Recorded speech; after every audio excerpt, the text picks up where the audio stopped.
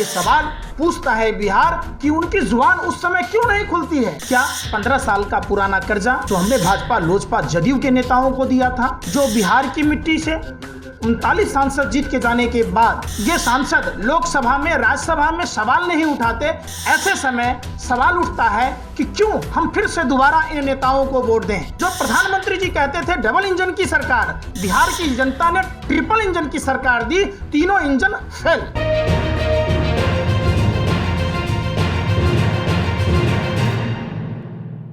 नमस्कार, मैं सुजाता शर्मा और आप इस समय देख रहे हैं वेब समाचार 24x7। इस वक्त हमारे साथ मौजूद है पंकज श्रीवास्तव जी, तो इनसे दो शब्द सुनते हैं। सर, आपका बहुत बहुत स्वागत है हमारे चैनल में। बिहार में सर इलेक्शन होने वाले हैं, तो इसको लेकर आप क्या बोलना चाहते हैं? आपके मन में क्या भाव उमड़ रही है? लोकतंत्र का पर्व है और संविधान में एक ही अधिकार है चुनाव में लोगों को वोट डालना, तो अधिक से अधिक संख्या में लोग वोट डालें और सवाल अपने जनप्रतिनिधि से करें जो चुनाव के चुनावी मैदान में है। लोकतंत्र के इस पर्व में क्या 15 साल का पुराना कर्जा जो हमने भाजपा लोजपा जदयू के नेताओं को दिया था, जो कर्ज भाजपा लोजपा जदयू के सांसदों को दिया था, जो बिहार की मिट्टी से 39 सांसद जीत के जाने के बाद बिहार के बारे में जब ये सांसद लोकसभा में राज्यसभा में सवाल नहीं उठाते, ऐसे समय सवाल उठता है कि क्यों हम फिर से दोबारा इन नेताओं को वोट दें। सवाल उठता है जो प्रधानमंत्री जी कहते थे डबल इंजन की सरकार, बिहार की जनता ने ट्रिपल इंजन की सरकार दी, तीनों इंजन फेल।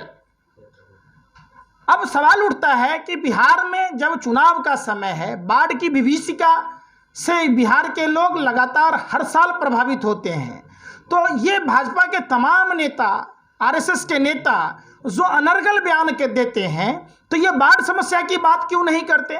टीवी चैनलों पे जो लोकतंत्र के चौथे स्तंभ कहे जाने वाले मीडिया के साथी पत्रकारों से भी ये पूछना चाहते हैं कि सरकार से सवाल पूछने की इनकी जवाबदेही है कि बिहार में कोसी, कमला, गंडक, बागमती, महानंदा नदियों पर डैम बने जिससे बिहार का विकास हो, यहाँ मत्स्य पालन हो, पशुपालन हो, कृषि होगा।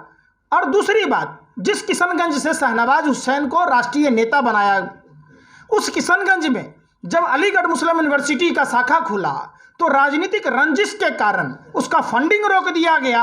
ओवैसी साहब भी चुप थे। तमाम वो मुस्लिमों के रहनुमा जो अपने को मुस्लिमों के हितैषी कहने वाले नेता चुप और मौन थे। ये सवाल पूछता है बिहार कि उनकी जुबान उस समय क्यों नहीं खुलती है। जो दलितों के नाम पर राजनीति करने वाले लोग जब उत्तर प्रदेश के अंदर माँ बहन, दलित माँ बहन बेटियों के साथ इज्जत आबरू लूटे जाते हैं, आपने देखा बलिया में प्रशासनिक अधिकारी की मौजूदगी में भाजपा नेता का शागिर्द गोली मारता है, पुलिस की कस्टडी से भाग जाता है, फिर ये कहते हैं कि हम पर तो आरोप ही नहीं है। आरोप कैसे हुआ? सैया भेल कोतवाल हम नंगे नाचम ना। जब आपके हाथ में जब सारी शासन व्यवस्थाएं हैं, जज बिक रहा है, प्रशासनिक अधिकारी बिक रहे हैं, आप लगातार लोगों को आवाज़ नहीं उठाने दे रहे, तो ऐसी स्थिति में लोगों को जागना होगा। क्या हम बिहार को उत्तर प्रदेश बनाना चाहते या बिहार को बिहार प्रदेश ही रहने देना चाहते? सोच समझकर वोट दीजिएगा। जैसे हम सब्जी खरीदते हैं, आलू प्याज देख कर खरीदते हैं, सब्जी देख कर खरीदते हैं, हमें नेता भी ऐसे ही चुनना होगा। जाति, धर्म, भाषा और प्रांत से ऊपर उठकर बिहार के मुद्दों पर सवाल पूछना होगा। सवाल पूछना होगा कि जिस 15 साल से भाजपा लोजपा जदयू की सरकारें बिहार में रही है, वहाँ एम्बुलेंस की कमी के कारण बच्चों की मौत कैसे हो जाती है? सभी जिलों में मेडिकल कॉलेज की स्थापना क्यों नहीं हुई? क्यों नहीं यहाँ डॉक्टरों की कमी है उसको पूरा किया गया? क्यों बिहार के युवा जो छात्र नौजवान हैं उनको रोकने का अथक प्रयास भाजपा की सरकार में किया गया? क्यों बैंकिंग भर्ती बोर्ड अटल बिहारी वाजपेयी जी की सरकार में खत्म की गई और अगस्त मुनि समुद्र पी गए, अटल मुनि पेंशन पी गए और नरेंद्र मोदी नौकरियां पी गए? जब देखा कि बिहार के छात्र नौजवान बैंक और रेलवे में ज़्यादा जा रहे हैं अपनी मेहनत के बदौलत, तो बैंक और रेलवे को अपने व्यापारिक मित्रों के हाथ निजीकरण करने का कुत्सित प्रयास कर रहे ताकि बिहारी प्रतिभाओं को रोका जा सके। बिहार के उन मजदूरों को जो बाहर के प्रदेशों में अनप्लान्ड लॉकडाउन में फंसे हुए थे, जब कोरोना महामारी का संज्ञान लेना था, प्रधानमंत्री जी लिट्टी चोखा खाकर आप बिहार की आवाम को बेवकूफ़ बना रहे थे। 12 फरवरी को राहुल गांधी जी ने आपसे सवाल पूछा था, आप उनको डायरेक्ट इटली तक पहुंच जाते। आप अगर भारत में ही पहुंचे रहते और आपके तमाम मंत्री बाहर की आने वाली फ्लाइटों को रोका होता, मैक्सिट अस्पताल बनाया होता, 22 विधायकों की नीलामी और ट्रंप की गुलामी नहीं की होती तो आज देश का बट्ठा नहीं बैठा होता। आप सरकार गिराने में लगे हुए थे। लोकप्रिय सरकार, चुनी हुई सरकार को एन केन प्रकारेण गिराकर आप शासन सत्ता में बैठना चाह रहे थे और बैठ गए। आपको फिक्र नहीं थी देश की जनता का। देश की जनता ये सवाल पूछती है, पार्टी से इतना नफरत क्यों करते हैं? क्या उस लड़की का यही दोष है वो दलित परिवार से है? अच्छा काम है क्या? देश में जो पूर्ववर्ती सरकारों ने जो तमाम संपत्तियां बनाई उसको ये पार्टी फंड में चंदा ले लेकर जो बेच रहे हैं, अपने गुरु एमएस गोवलकर के सपनों को पूरा कर रहे हैं। एमएस गुरु, इनका जो गोवलकर गुरु था, द्वितीय गुरु हेडगेवार के बाद, उसकी किताब है वी आर आवर नेशनहुड, उसमें लिखा है 95% लोगों को गरीब बनाना। तो क्या ये अच्छा काम है? क्या इन लोगों का, भाजपा नेताओं का ईंट से, चप्पल जूतों से पीठ थपथपाया जाए? ये सवाल उठता है। जब देखिए देश की जो सार्वजनिक उपक्रम थी, एमटीएनएल बीएसएनएल कंपनी को मुकेश अंबानी के जियो के कारण डुबाया गया।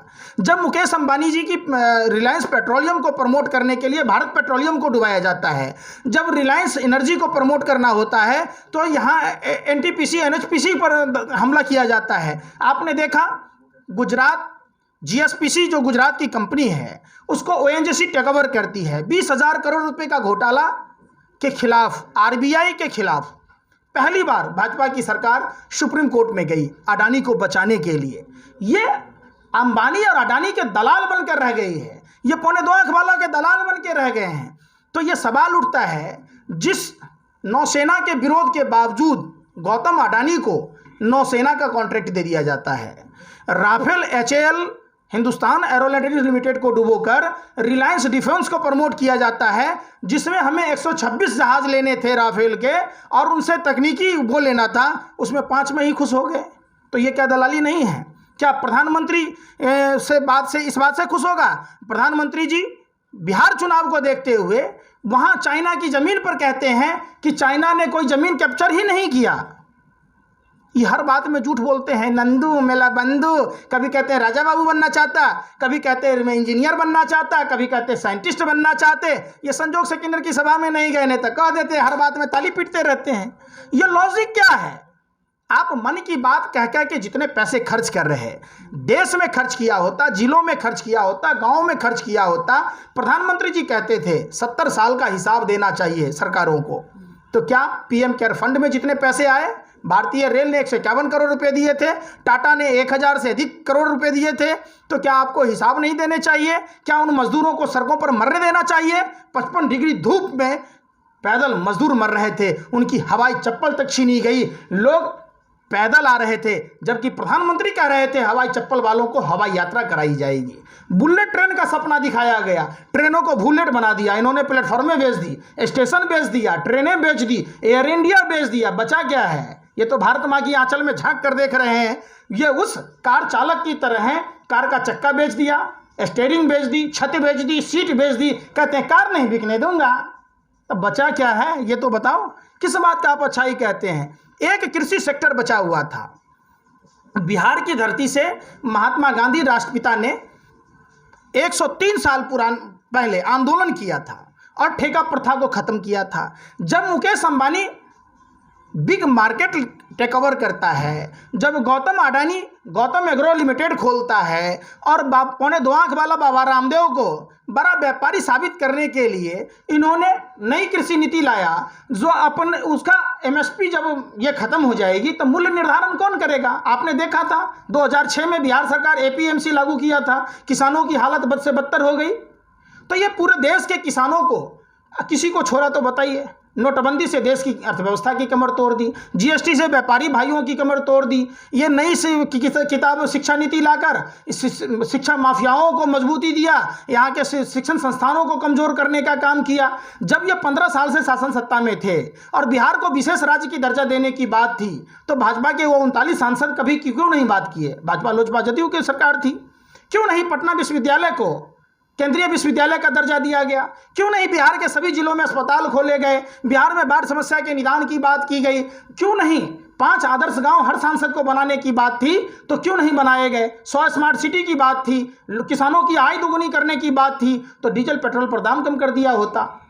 रासायनिक उर्वरकों पर दाम कम कर दिया हो जाता तो किसानों की आय दोगुनी हो सकती थी। तो आप अगर कहते हैं तो सरकार का विरोध करना हमारा बिल्कुल जायज़ है। देखिए, बच्चा को अगर भूख लगता है तो रोता है, तभी उसकी माँ दूध पिलाती है।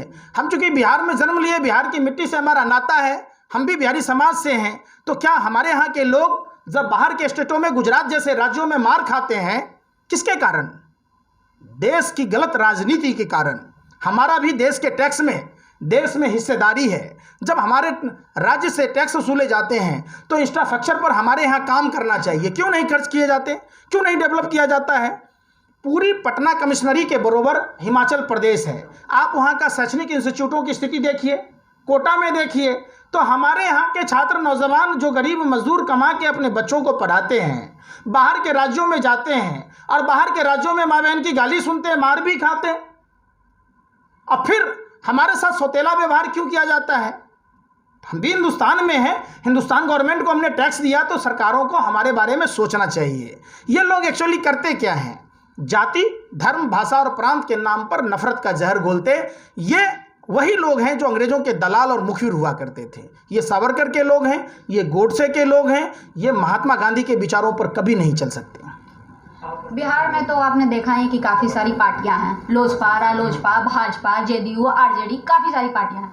तो इस बार हम लोगों ने देखा है कि आरजेडी के पार्टी में वैसे वैसे लोगों को ही टिकट मिला है जो कि बलात्कार में शामिल है, मर्डर में शामिल है, गुंडागिरी में, मतलब कि सारे लोग वैसे वैसे लोगों को ही टिकट मिल रहा है। तो इसको आप कैसे देखते हैं? आपने राजनीति में किस पार्टी में नहीं है? आप किसी खास एक पार्टी की बात कहते हैं। अगर आप रिपोर्ट देखेंगे, आंकड़ा देखेंगे, एडीआर की रिपोर्ट के मुताबिक हर 20 में से 15 नेता बीजेपी का बलात्कारी है, क्रिमिनल है। आपने देखा, ऐसी मशीन लगी हुई है भाजपा में, इन्होंने तो माँ पतित पावनी गंगा को फेल कर दिया। लोग कहते हैं गंगा में स्नान कर लो सारे पाप धुल जाएंगे, भाजपा ज्वाइन कर लीजिए सारे पाप धुल जाएंगे। बंगाल में टीएमसी का एक विधायक हुआ करता था इस्लाम, उसे प्रधानमंत्री जी तरीपार बांग्लादेशी कहता था, जब भाजपा में आ गया भारतीय हो गया। आप मध्य प्रदेश में देख लीजिए, जो सिंधिया को अंग्रेजों के दलाल और मुखबिर कहा जाता था, जिनके कारण झांसी की रानी की पराजय हुई, ऐसा भाजपा वाले कहते थे, जब बीजेपी में आ गया देशभक्त हो गया। मुकुल राय को देख लीजिए, जो शारदा घोटाला के मुख्य अभियुक्त थे, तो जब भाजपा में आए पाक साफ हो गए। महबूबा के साथ इन्होंने सरकार बनाई, जब सरकार बनाई तो बहन थी। एक बात बताइए कि एन बिहार चुनाव के समय फारूक अब्दुल्ला और महबूबा मुफ्ती कैसे नज़रबंद से रिहा कर दिए गए? ये सोची समझी राजनीति के तहत बिहार की जनता को बरगलाने का काम भाजपा के लोगों ने किया है, ये सब जानता है। फारूक अब्दुल्ला 6 साल वाजपेयी जी की सरकार में मंत्री थे। 1990 में भाजपा और जनता दल विश्वनाथ प्रताप सिंह जी की सरकार थी। कश्मीरी पंडितों के ऊपर तांडव किया गया, नरसंहार किया गया, उन पंडितों को उजाड़ा गया और मुसलमानों को बदनाम किया गया। वही फारूक अब्दुल्ला जब वाजपेयी जी की सरकार में मंत्री थे तो इनके रिश्तेदार लग रहे थे, हैं? अब महबूबा से के साथ 2.5 साल गलबहियाँ खेल रहे थे, मुख्यमंत्री बने थे, तो वो पाकिस्तानी नहीं थी, वो उनकी बहन थी।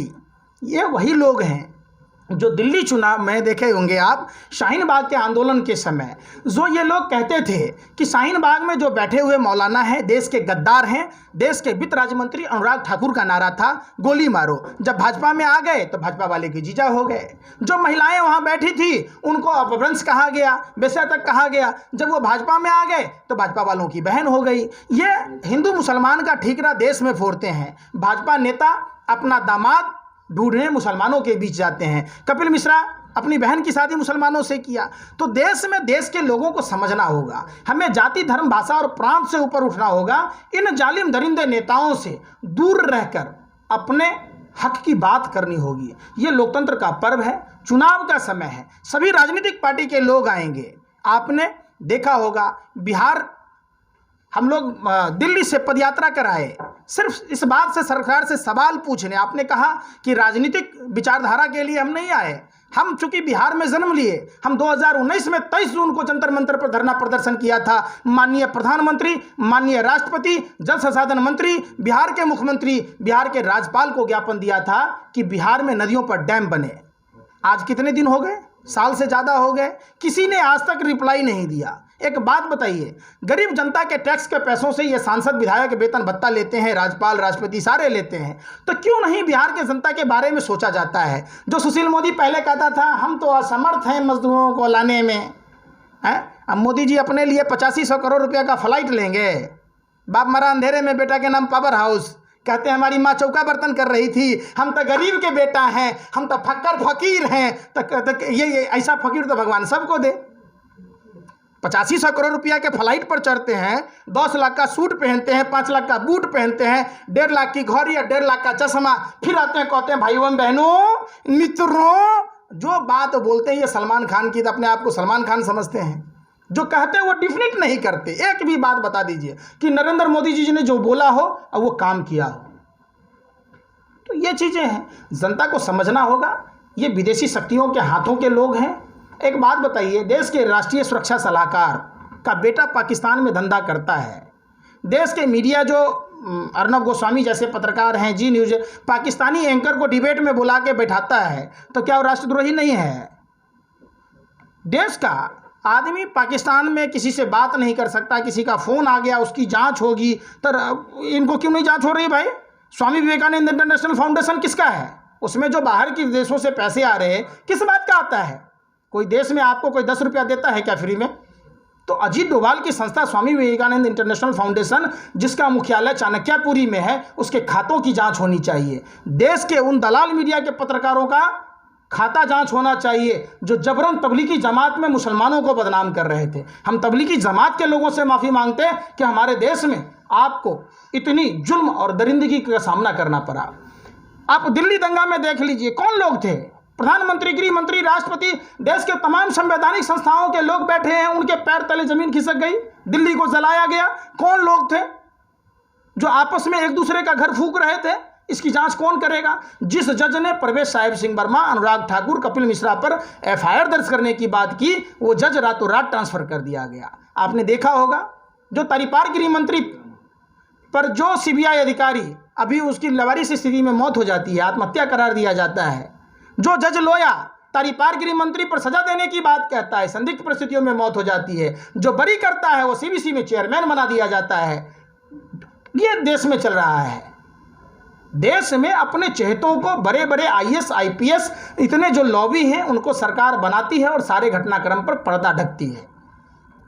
तो हमारा जो राजघाट महात्मा गांधी के समाधि स्थल और किसान घाट चौधरी चरणजीत सिंह के समाधि स्थल और लाल बहादुर शास्त्री जी के समाधि स्थल से जो पदयात्रा था, मोतिहारी सत्याग्रह, जो उनका सत्याग्रह जहाँ से उन्होंने शुरू किया था, तो इसका मकसद था बिहार में सभी नदियों पर डैम हो, बेरोजगारी, निजीकरण के खिलाफ, देश में मंदी, महंगाई, गिरी हुई अर्थव्यवस्था के खिलाफ जो ये षड्यंत्र चलाया जा रहा, जो हिंदुस्तान की जनता को लूटा जा रहा, ये भगवा वस्त्र पहनकर जिस तरीके से रावण ने माँ सीता का अपहरण किया था, ये भगवाधारी गुंडे फिर से भारत माँ को तार तार कर रहे, भारत माँ का अपहरण कर रहे। आइए हम सभी प्रण लेते हैं, महात्मा गांधी के बताए रास्तों पर निकलिए, अपने घर और मकानों से जंग लड़िए इन सावरकर की औलादों से, गोरे अंग्रेजों के दलालों और मुखबिरों से।